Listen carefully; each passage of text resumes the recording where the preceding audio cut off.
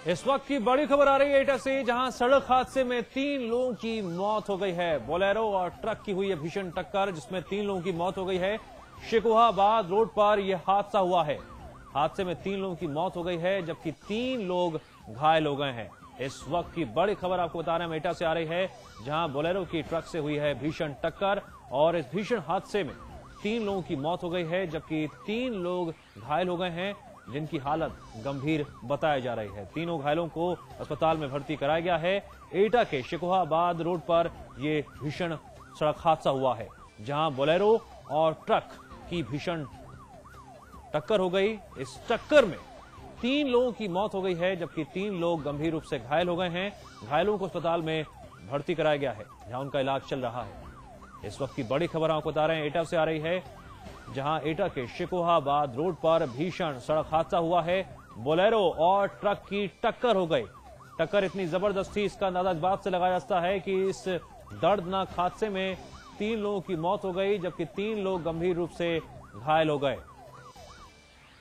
हादसे के बाद स्थानीय लोगों ने मदद करते हुए जल्द से जल्द लोगों को राहत पहुंचाने की कोशिश की, लेकिन इस दर्दनाक सड़क हादसे में 3 लोगों की मौत हो गई है, जबकि 3 लोग गंभीर रूप से घायल हो गए हैं, जिन्हें अस्पताल में भर्ती कराया गया है।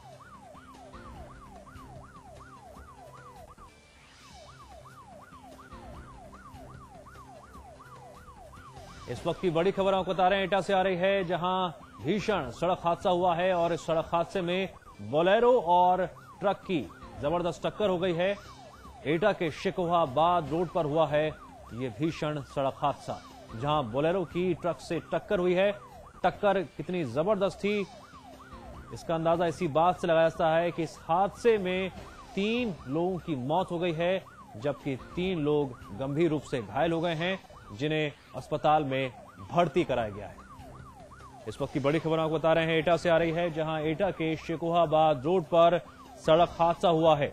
बताया जा रहा है कि बोलेरो और ट्रक की टक्कर तेज रफ्तार और लापरवाही की वजह से हुई और तेज रफ्तार से आ रहे वाहनों की टक्कर इतनी जबरदस्त थी कि इस हादसे में 3 लोगों की जान चली गई, तो वहीं 3 लोग गंभीर रूप से घायल हो गए हैं, जिन्हें अस्पताल में भर्ती कराया गया है।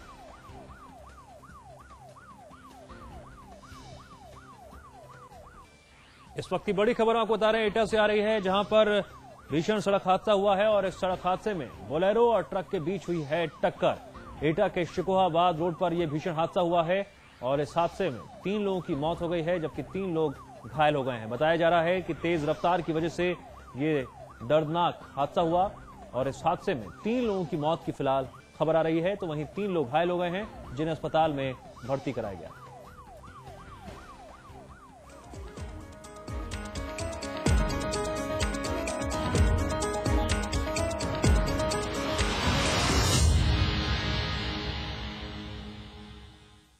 गोंडा के डीएसपी जिया उल हक हत्याकांड की गूंज आज संसद में भी सुनाई दी।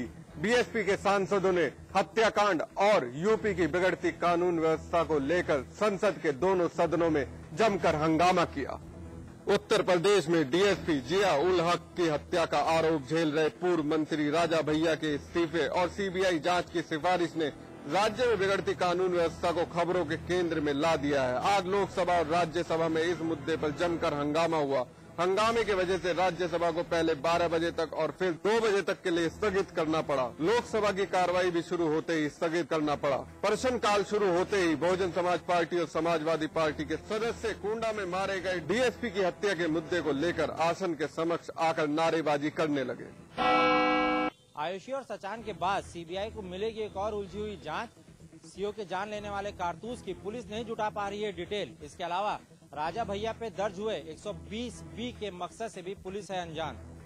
सीओ हत्याकांड की जांच में पुलिस अभी तक ये नहीं पता लगा पाई कि सीओ की जान लेने वाली कारतूस किस बोर की है। 3 दिन बीत जाने के बाद पुलिस को कारतूस के खोखे की तलाश होगी। इसके अलावा इतने बड़े हत्याकांड में सिर्फ पुलिस को अभी तक 3 कारतूस मिले हैं। आला अधिकारियों का कहना है कि सीओ को गोली भेजते हुए निकल गई और उसका खोखा भी मौका वारदात पर नहीं मिला है। मतलब साफ है, सीओ की हत्या की जांच उलझती नजर आ रही है और सीबीआई को इसमें खासी मशक्कत का सामना करना पड़ेगा। इसके अलावा पोस्टमार्टम की रिपोर्ट और पुलिस के पास हत्या की डिटेल दोनों मेल नहीं खाती हैं। यही नहीं, इस मुकदमे में हरिओम श्रीवास्तव की सीओ से क्या दुश्मनी थी और कुंडा में हुए दंगे में सीओ की क्या भूमिका थी, इससे भी एडीजे लॉ एंड ऑर्डर अनजान है। हालांकि आज पत्रकारों से बात करते हुए एडीजे लॉ एंड ऑर्डर ने कहा कि ये जांच अब सीबीआई के पास है और राजा भैया से पूछताछ भी वही करेगी। लेकिन जिस तरीके से इस जांच में छेद नजर आ रहे हैं, उससे सीबीआई को इस केस में खासी मशक्कत का सामना करना पड़ेगा। डीएसपी की हत्या का मामला लगातार तूल पकड़ता जा रहा है। बरेली पहुंचे समाजवादी पार्टी के राष्ट्रीय महासचिव रामाश्री कुशवाहा ने कहा कि राजा भैया के खिलाफ आम आदमी की तरह ही कार्रवाई की जाएगी और अगर वो दोषी पाए जाते हैं तो उन्हें गिरफ्तार भी किया जाएगा। आपको बता दें कि रामाश्री कुशवाहा बरेली एक निजी कार्यक्रम में पहुंचे थे। वहीं मीडिया ने जब राजा भैया की गिरफ्तारी के बारे में उनसे पूछा तो उन्होंने कहा समाजवादी पार्टी की सरकार में सभी को एक समान देखा जाता है, फिर चाहे वो मंत्री हो या विधायक, कानून सभी के लिए समान है। राजा भैया भी अगर दोषी पाए जाते हैं तो उन्हें गिरफ्तार किया जाएगा। लेकिन सबसे बड़ा सवाल ये है कि आज 3 दिन गुजरने के बावजूद अभी तक राजा भैया को गिरफ्तार नहीं किया गया है। आपको बता दें कि राजा भैया के खिलाफ 120B के तहत मामला दर्ज कर लिया गया है। सबसे बड़ी बात यह है कि बसपा सरकार में राजा भैया को जेल की हवा भी खानी पड़ी थी, लेकिन उसके बावजूद समाजवादी पार्टी ने उन्हें जेल मंत्रालय और खाद्य एवं रसद मंत्रालय का मंत्री बना दिया था। कुंडा सीओ मर्डर केस में नए तथ्य सामने आए हैं। इलाहाबाद के आईजी ने मृतक जिया उल हक के शरीर में एक गोली लगने की बात कही है। ये बातें उन्होंने पोस्टमार्टम के आधार पर कही है। प्रतापगढ़ के कुंडा में सीओ मर्डर केस में चौंकाने वाले तथ्य सामने आए हैं। इलाहाबाद के आईजी ने मीडिया को बताया कि मृतक सीओ जिया उल हक के शरीर में एक गोली ही लगी थी। आईजी ने ये बातें पोस्टमार्टम के आधार पर कही हैं। आईजी का कहना है कि मुख्य आरोपी पूर्व मंत्री राजा भैया को पकड़ना तो दूर, पुलिस ने एक बार भी उनसे पूछताछ भी नहीं की। पुलिस का कहना है कि जांच सीबीआई को ट्रांसफर कर दी गई है। वहीं 1-2 दिन में सीबीआई अपना काम शुरू कर देगी। जो मुकदमे उस संबंध में लिखे गए हैं, उनकी जांच की सिफारिश सीबीआई से की गई है। सीओ साहब की जो पोस्टमार्टम रिपोर्ट आई है, उसमें एक गन शॉट इंजरी है और उसके अलावा एक ब्लड आर्गन इंजरी है और उसके अलावा एक गोली लगी है। अब ये तो सीबीआई की रिपोर्ट आने के बाद ही कंफर्म हो पाएगा कि सीओ साहब को एक गोली लगी है या फिर 3।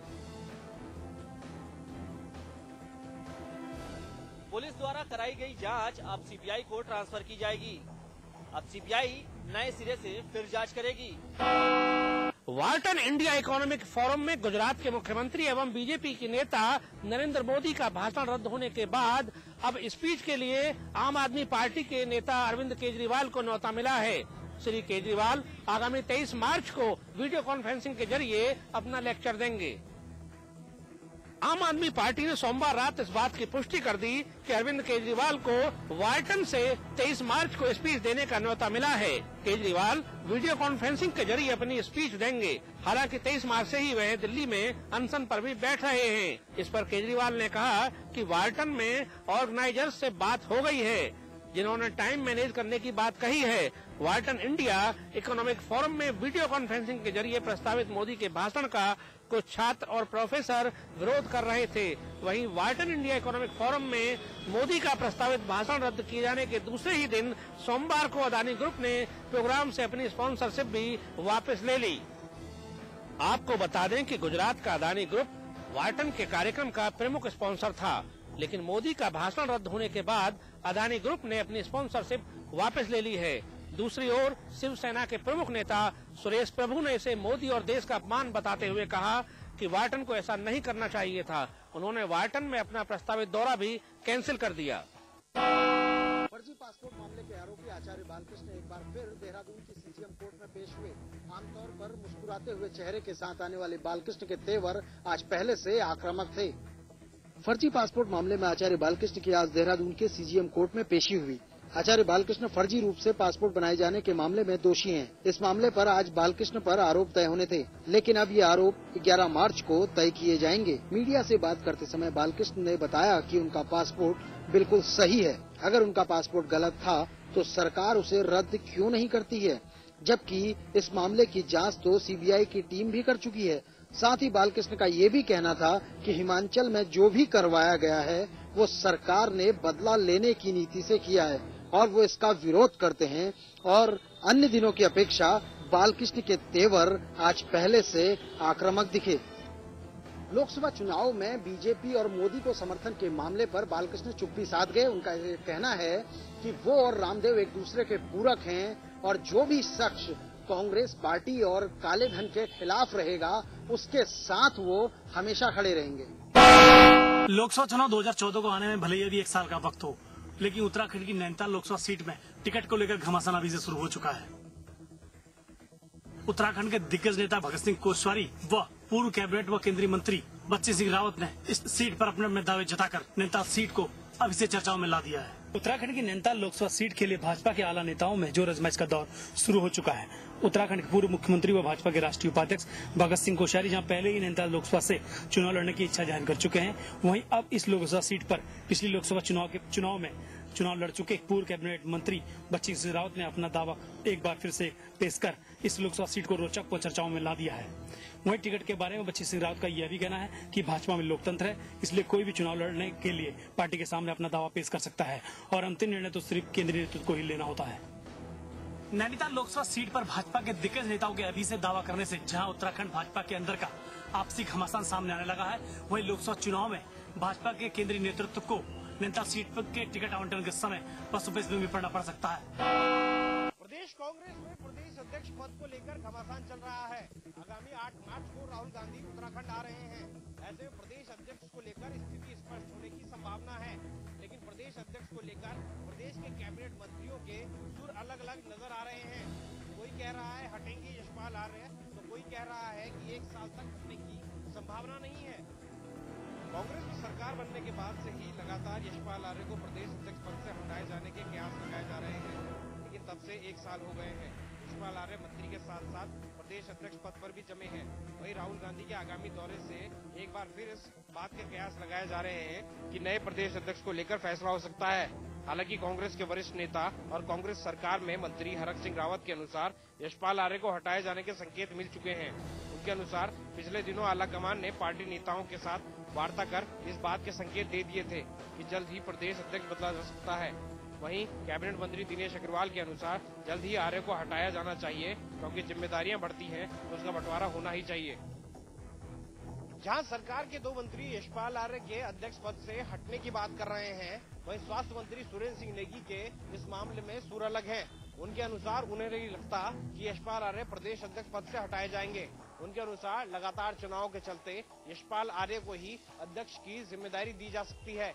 नया अध्यक्ष अपनी टीम तब तक नहीं बना सकेगा। हल्द्वानी में तहसील दिवस में अधिकारियों के नजारत रहने पर लोगों ने जमकर हंगामा काटा और अधिकारियों के खिलाफ नारेबाजी भी की। दरअसल तहसील दिवस के मौके पर हल्द्वानी तहसील में सैकड़ों लोग अपनी समस्याएं लेकर आए थे, पर घंटों इंतजार के बाद भी तहसील दिवस पर कोई भी अधिकारी लोगों की समस्याएं सुनने नहीं पहुंचा।